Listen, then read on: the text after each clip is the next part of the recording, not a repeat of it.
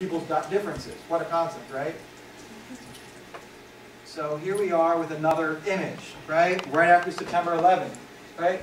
The state of this nation, deaf regimes, left, blind terrorists, right, and a mute masses, right? And so here we are. If you want to put somebody down, best way of doing it, use, the language of ableism, right? Call them retarded, call them insane. Okay?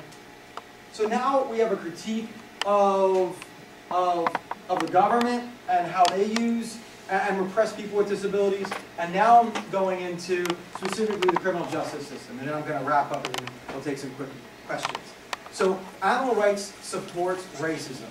Okay? And this was really like organized, but I think it makes it a little bit funny. So Mike Vick for, okay, the animal rights movement supports Mike Vick because because the animal rights movement profiles and criminalizes people of color, right? There's tons, and I won't go down the specific names and lines, but there's leading individuals in the environmental movement, and more so in the animal rights movement, that have caused destruction to the ecology and complete murder and torture to non-human animals. And they're all white, males, heterosexual, able-bodied, right? I could think of 5 right off the bat, right? And they're significant, right? We allow them in our movement, right? Which I think we should, right? People transform.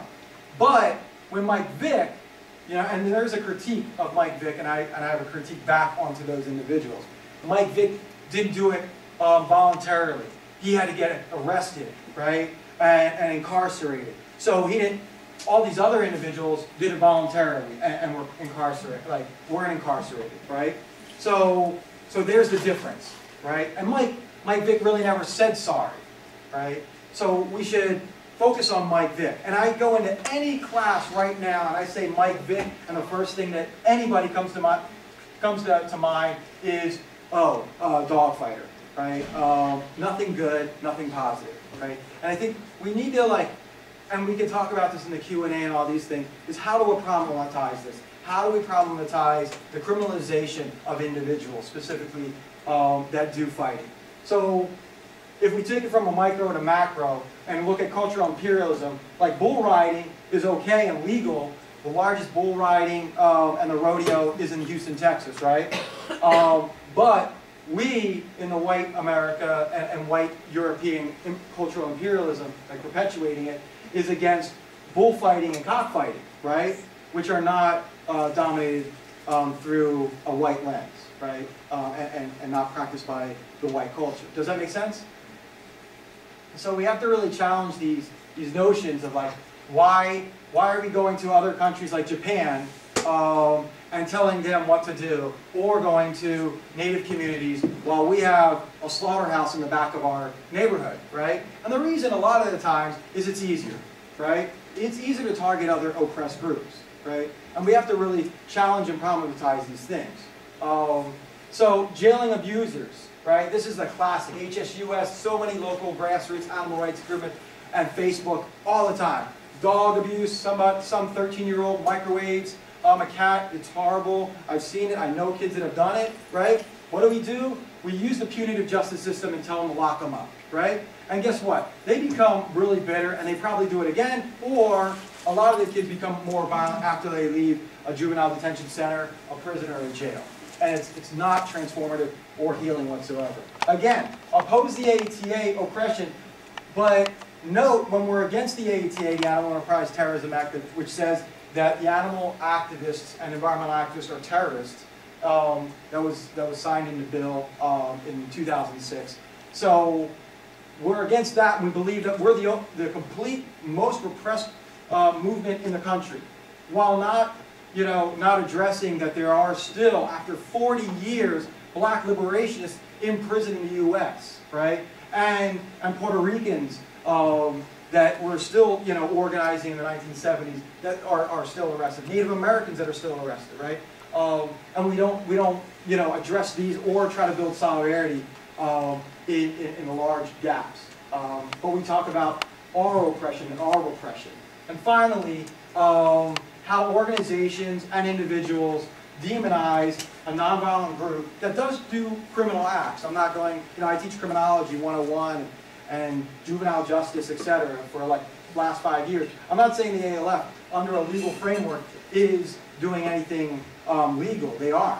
But to demonize them as violent and terrorist really minimizes the power of that word, right? But what are they terrorists of? They're terrorists of property, they're terrorists of consumption, corporations consuming and making profits of non-human animals in the environment. So it's 7:58, and I've got one more slide, or two more slides, like really one more. So making social justice inclusive, right? And I want to like leave you with this, is don't say equal, say different. Don't say voiceless, say allies. Don't say march, we're going to march to something. Say it's a rally or a protest, because not everybody marches. Sometimes some people roll. Don't say stand up, say fight back. Don't say that the individual's an idiot. Say he's dangerous, or she's dangerous, or they're dangerous. Don't say you're blind to racism. Say you're ignorant to racism, or you're not informed about racism, right? Don't say you're deaf. Say that you're avoiding. And there's so many others, right? There's other words that, are ableist. Here's an organization that I work with, Transformative Justice. And unlike restorative justice, Transformative Justice talks about oppression, really supported by the trans queer community, and talks about that we should be prison abolitionists, but we should also look at identity politics, class, race, gender, and homophobia when we're talking about victimization, and who separating and taking apart that whole concept of victim over here and offender over here, because a lot of the times the offender is also a victim, and the victim sometimes is an offender, and complicating that. So I think that's the last slide. So break the chains of normalcy and punishment. So thank you so much, and we'll take questions.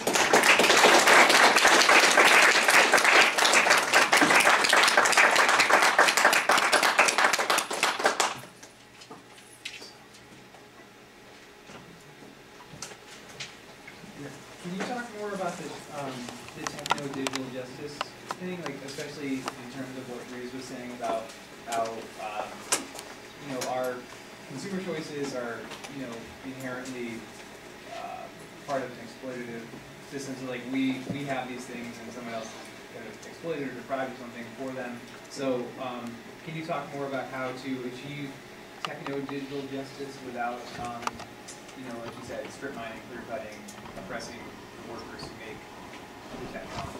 I mean, every single cell phone has a particular metal in it. It comes from South America or Africa, right? And in Africa, it's you have to strip mine. So there's like this intersection. You have to strip mine it, so you have to destroy the environment, the ecological environment. Then you have to destroy the gorilla habitat, and you have to kill gorillas. And then what they do is the miners are youth, right? Youth of color that do the mining. And so we have to be conscious of what we're getting ourselves into. Like a diamond. People say there's fair trade diamonds. There's no such thing as a fair trade diamond.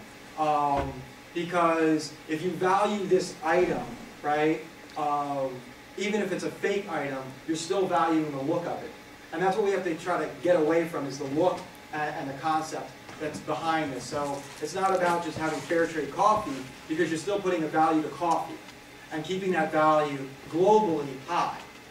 If you look at global economics, and there's a lot of other products like that too, like bananas in South and Central America.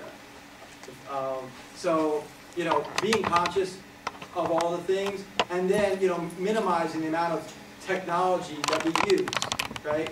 And informing as many people as possible of the technology if it was exploited. So like Apple, right? We heard about this about 8 months ago, how the Apple sweatshops, people are like supposedly jumping out windows, but there's like people are not treated fairly, and of course there's no unions there.